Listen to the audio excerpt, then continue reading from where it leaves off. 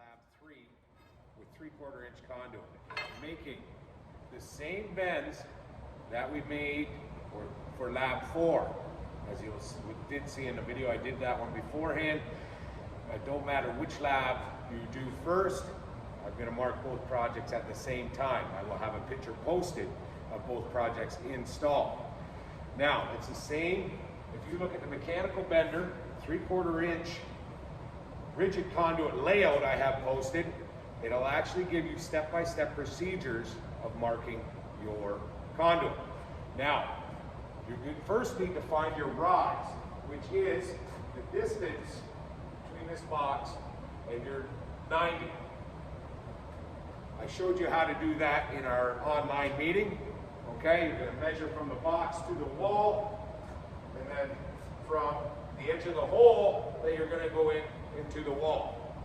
Now, your box is up here, and you're coming out of, and you're going into the 12 by 12 down there, as you would see in the other video.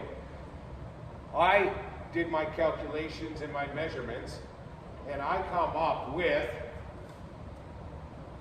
a rise of 13 1/8 of an inch, which I've already pre-marked on the pipe. With the mechanical bender, the take up for 3/4 inch conduit is 8.5 inches. So I've marked that. You want to take your measurement from the edge of the lock nut, because that's going to be the outer edge of the box. Measure your rise or length of your 90. Subtract your take up of the bender. Now I'm going to take that line that I used for the take up that I've marked, and you're first going to set your bender to 0, just like so. Now you're going to make sure you're in the right shoe. Make sure it's a 3/4 inch shoe, and I'm in there, set her to 0. You're taking that line to the front edge of the shoe. I want you to then get it so it's tight at the line. And again, some of these benders haven't been calibrated yet, so you're going to look, there's going to be a dial here for your degrees. This guy is starting at the line right before the 15-degree mark.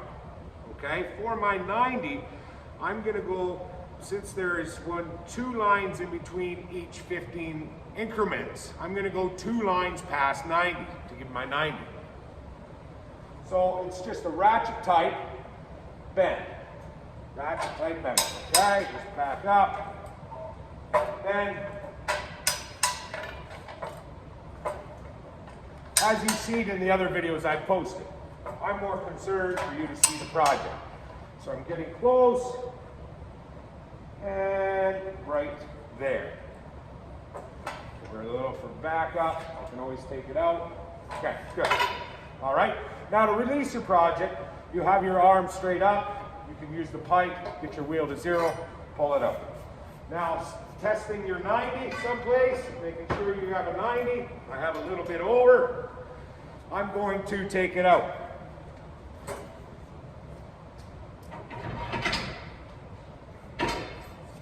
Okay, I've taken it out and correct the pipe. Placing. Again, you're going to put your lock nut back on.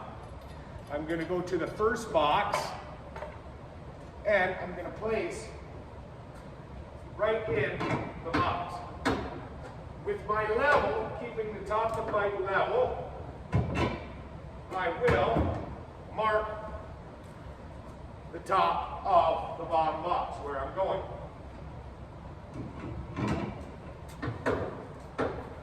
So marking the top of the box where the pipe is level.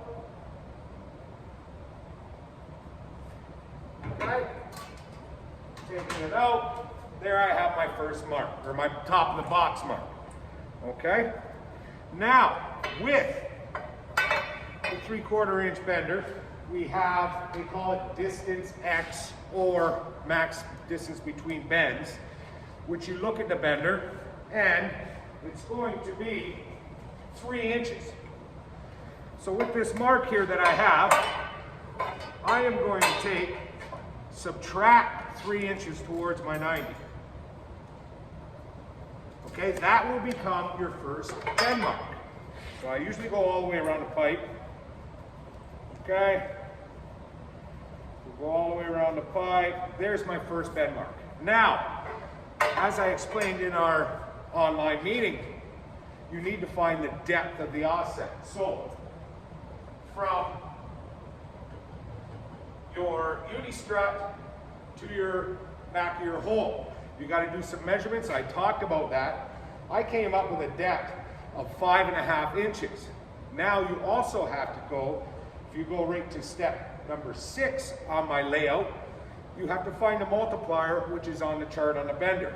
And for a 3/4 inch pipe at 22.5 degree bend, it is a multiplier of 2.6. So you multiply your depth, and I come up with 14.3 inches.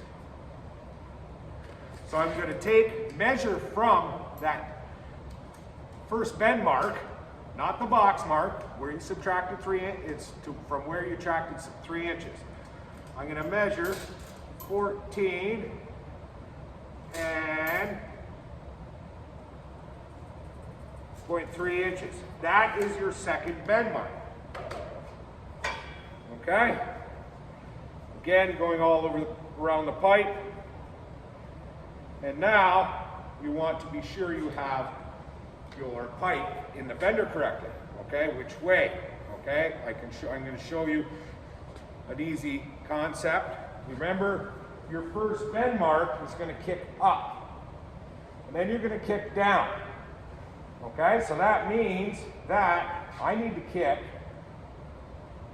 the pipe to be this way. Bend, and then bend, so I can fit it in that way. All right, so again, you're going to reset your bender, which is 0. Slide your pipe in the 3/4 inch hole at the first bend mark, with flush with the front of the bender. Go to 0, making sure that your 90 here is level with the ground. You could use a level. For now, I'm just going to eyeball it. Okay? Just for demonstration purposes. Now, I'm going to kick this pipe up 22.5 degrees. Again, considering, hopefully I have these fixed by the time you come to class, but considering what you're off on the scale. So 22.5 is 1,